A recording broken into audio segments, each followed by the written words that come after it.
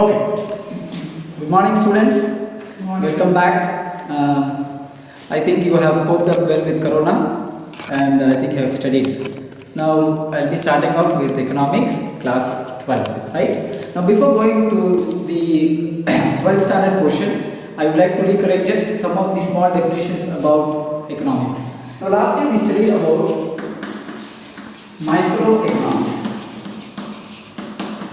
Right. The definition goes like this. You would be knowing that it is a branch of science which deals with production, distribution, and consumption of goods and services on a single unit. What is microeconomics? On a single unit.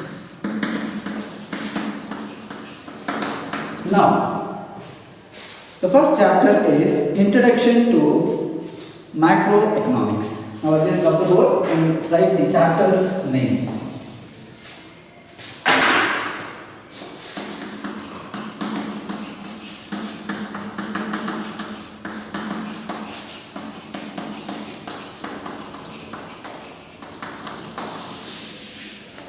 Now, as we know by the name macroeconomics, I would like to start off with the definition. Now, what is macroeconomics? The definition is the same thing. It is a branch of science which deals with production, distribution, and consumption of goods and services on a whole. That means more than one unit. So that is the definition of macroeconomics. So that was about the introduction. Now the next thing is, what exactly is the meaning of macro? The meaning of macro was derived from the Greek word macros,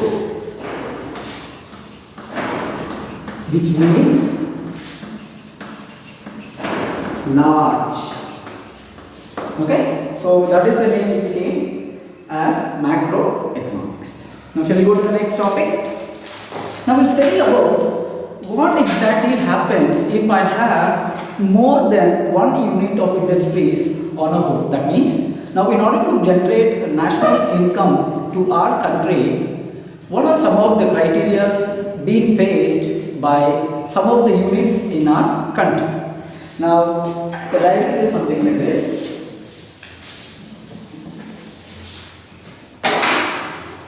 How do you study about macroeconomics?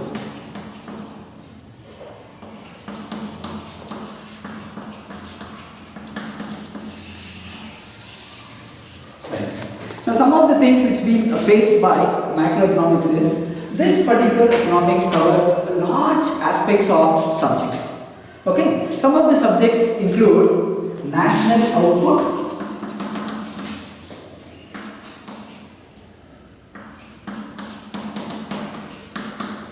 right? The national output is nothing but the output generated by your company, which is being obtained by our country.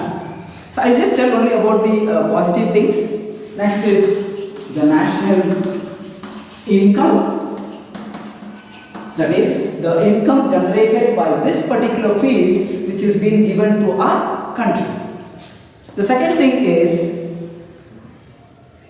growth. Okay, since it's a very big organization, I would not see, as I told in the previous chapters, the microeconomics is a study of branch as a single unit. Now what these people will do is that they will try to do business only for a particular period of time. Whereas in macroeconomics, they will have a future plan. That is, if I set up an organization, what I will do is, I will think that if I am today standing here with a revenue of about 100 crores, right from now to 10 years from now, what would be the revenue generated from my organization and my contribution to our country? Now these are some of the positive things which I will be dealing with. Now I will be dealing with some of the negative things. Now let's suppose that I am having a good business, my output is good, I am getting good revenue. Let's suppose that my product does not get sold in the market. What am I supposed to do? Now, as I told you in the last year that I am having a strength of about 1,000 employees, I am producing about 1 lakh products, and suddenly only about 50,000 products have been sold, and my 50,000 products have not been sold. Now what will I do with the employees in my organization? what will I do is that I will try to remove some of my employees from my organization in order for me to produce a good positive revenue. So the first problem arised in microeconomics is unemployment. Okay, now what is the unemployment criteria directly related to poverty? Okay, so from the picture we know that we have seen three outputs and three positives and three negatives. Right. Now we'll see about what are some of the scope of macroeconomics.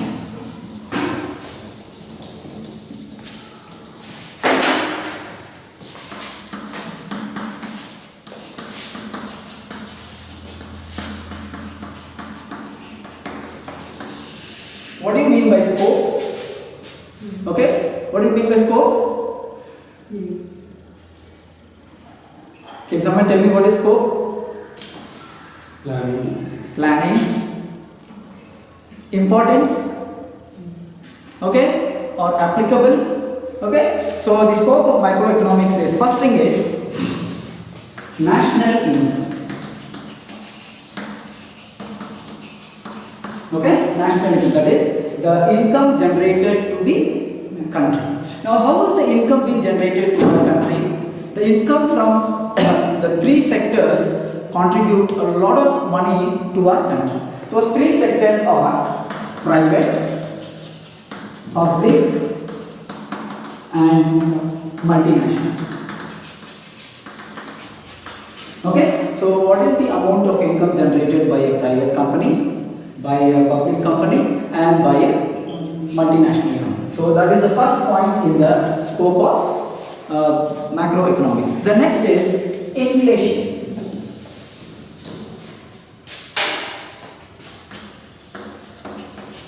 Can someone tell me what is inflation? The sudden rise in the price level of a product is called as inflation. Why does the price level suddenly go high? What are the two aspects where the price level starts to increase in a very steep manner? When the production is less. Less production, very good. Second important point. One more important. Demand for the product. These are the two aspects where inflation takes place. One is what? Less production, and the second thing is demand for the product. The third point. Business cycle.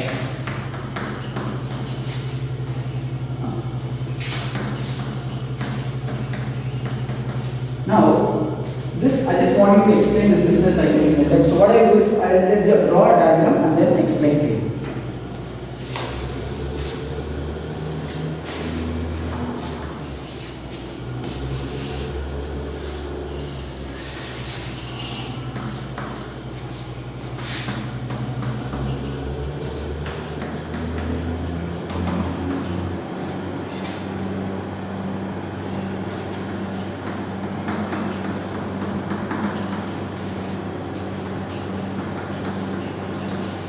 Okay, so this is a typical diagram of a business cycle.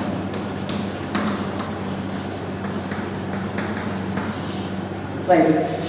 Now, I think you will not be understanding what exactly is this particular diagram. Now, business cycle means every business or every organization goes through these four phases. Fine. Now, what is boom? From the diagram, you can see that what is boom? Yes. The sudden rise in the price level where a product which have been selling for 10 rupees all these years, now I start selling this product for how many rupees? 100 rupees. Right? So that is called as what? Boom. That means if I increase my price level from a normal level to a very high level is called as boom. Now what happens is that from there, since I have sold a lot of products, now all my products are with the people. Now people have stopped buying my product. Now what is happening there? From 100, I am coming back to 10. Not 10, 10. That is what I was selling from 10 rupees. I was selling my product for 10 rupees and it went to 100 rupees. From there, it came back to 10. Now what is happening is that depression. Depression is nothing but I am at a complete loss. My company is going on a loss. Here was I in a loss here? No. Here this is going on minus 10. I am trying to pile up all my products. Now, all of these are again what is recovery? Again I am coming from scratch back to my normal. So this is a business cycle where every organization goes through. Next is poverty and unemployment.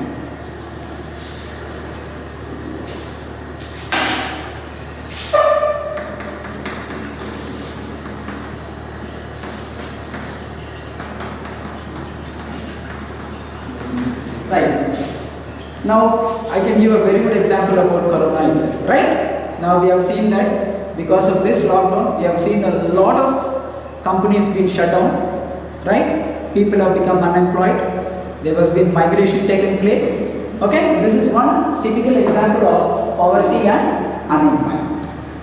Next is economic growth.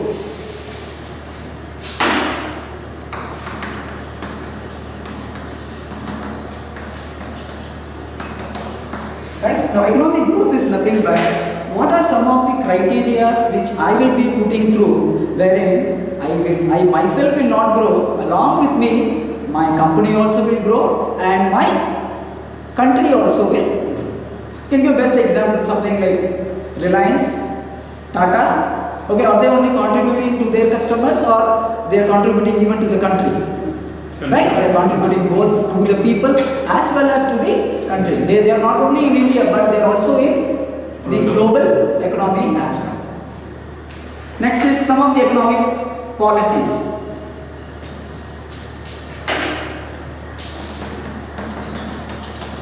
The economic policies here deals with what are some of the steps wherein I can take in to improve my organization.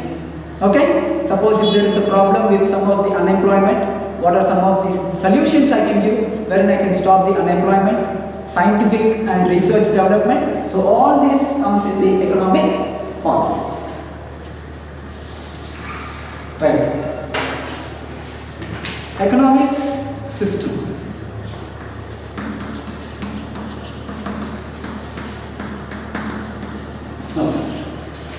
Economic system. In our country, our economic system is divided into three aspects. The first one is called the capitalistic economy. First I write short form, then socialistic economy, and next is mixed economy. Right. These are the three things where the economic system of our country is related to. Now what is first capitalistic economy? Can someone tell me what is capitalistic economy?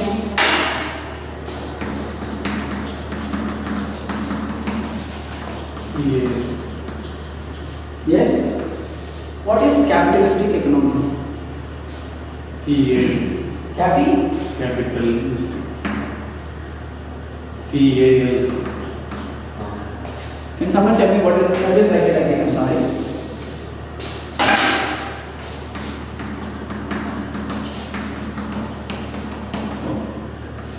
What is capitalistic? Capitalistic means the production of sir? Invest something. No. That is capital. I am asking capitalistic type of system. A capitalistic type of system is one where the production of goods and services are done entirely by only the private sector. I repeat again, the production of my goods and services is entirely done only by the private sector is called as capitalistic. Right? I just come to that later on detailing. The second one is this is what? Private. Next is socialistic. Now this will be the opposite. You can tell that. Private next. Government or public. Right? Now socialistic again this is nothing but private. That means the production of goods and services is entirely done only by companies which are undertaken or by only the government sectors. Now mixed economy. Now you must be knowing what is the answer. Both. Yes, it is by both. Now you understood? So capitalistic is nothing but production done only by the private sectors. Socialistic is nothing but the production done only by the public, and the mixed economy is done by both the private as well as the public companies. Now shall we go in detail about what exactly is capitalistic economy?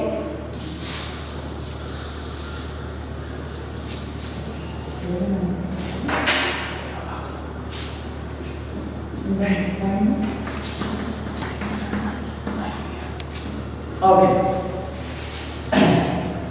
In capitalistic type of economy, okay, can you tell me who is the father of capitalistic economy? Adam Smith. Adam Smith is the father of the capitalistic economy. Fine. So some of the countries which goes to capitalistic economy are the USA, West Germany, Australia and the Japan. Here most of the companies are only in the private sector. So these are the top 5 what do you call it as big countries where there are less public companies and more of private companies. Right. Some of the features we see of capitalistic economy.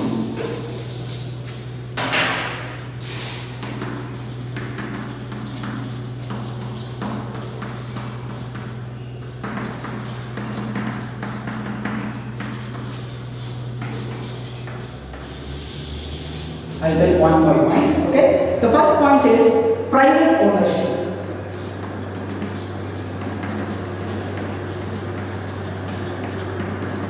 Okay. That means this type of organization is taken by a private organization. So that is why it's called as private ownership. This particular private ownership can be single, double, or more than two. Okay. So they are called as what? Partners. So again, when it comes to partnership, there are two types of things. One is active partner and another is called sleeping partner. An active partner is one where he will be actively involved with his what? A partner in almost all the aspects. Whereas a sleeping partner would expect some kind of percentage of money given to him. Okay? Next one is, this is a very beautiful point. Freedom of choice, freedom of choice and enterprise. Now what do you mean by freedom of choice? Okay, now let's suppose that I am manufacturing this chalk piece for about 1 year. Right? Now all of a sudden I came up with an idea that since I am manufacturing only chalk pieces, what is the second product to manufacture? No. I will start manufacturing a duster. Can this be possible in any government organizations? No, it is not possible. So you can take many examples in Reliance. Reliance was just into petroleum products and other products, and all of a sudden he came into telecom sector with Jio. Right? Tata were just manufacturing car, and at last they came to a product, an FMCG, that means fast moving carrier goods, drinking water. So Tata started preparing what? Manufacturing drinking water. Tata Gold. Right? So this is called as freedom of choice. That means I do not have any limitations. I can manufacture right from a pin to a aeroplane. So that is called as freedom of choice and enterprise. Third problem.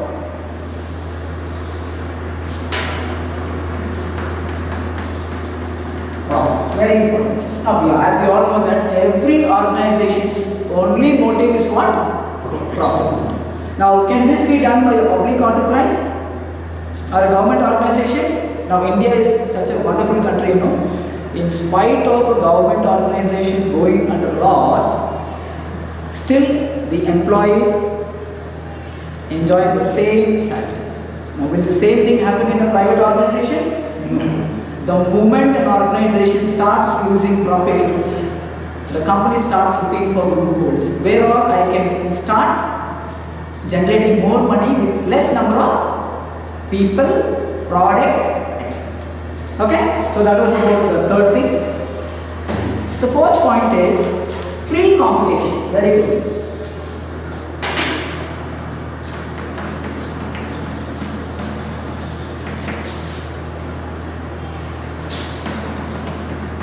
Now, what is free competition is there is a free competition in both product and factors. The government or any cannot prevent firms by buying or selling. A free competition is that I can make my product, go to the market, sell it and come back. Can the government come and intervene me? No, he cannot do that. So I can go freely. Whereas if I have in a public company, what happens is that there is a lot of competition. Next, price mechanism.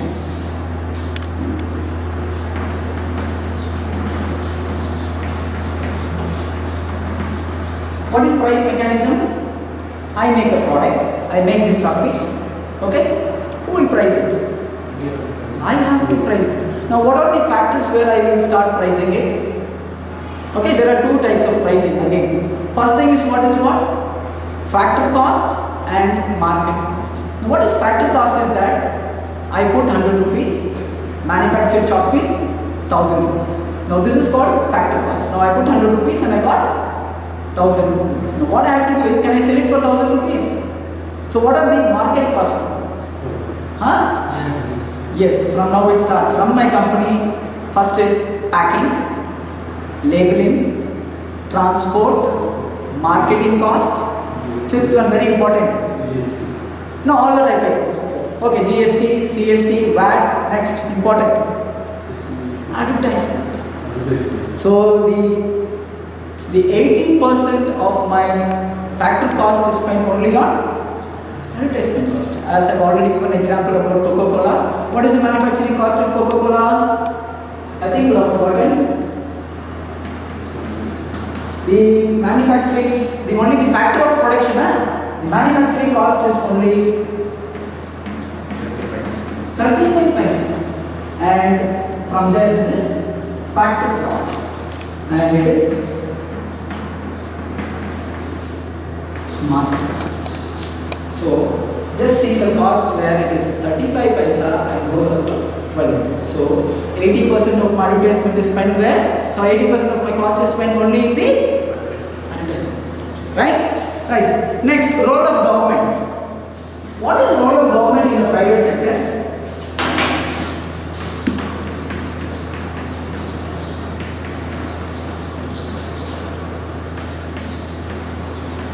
What is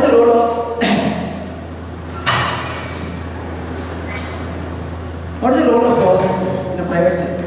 Here it says, as the price mechanism regulates economic activity, the government has limited role. The government has only very limited role in the private organization. Next topic is, the last topic is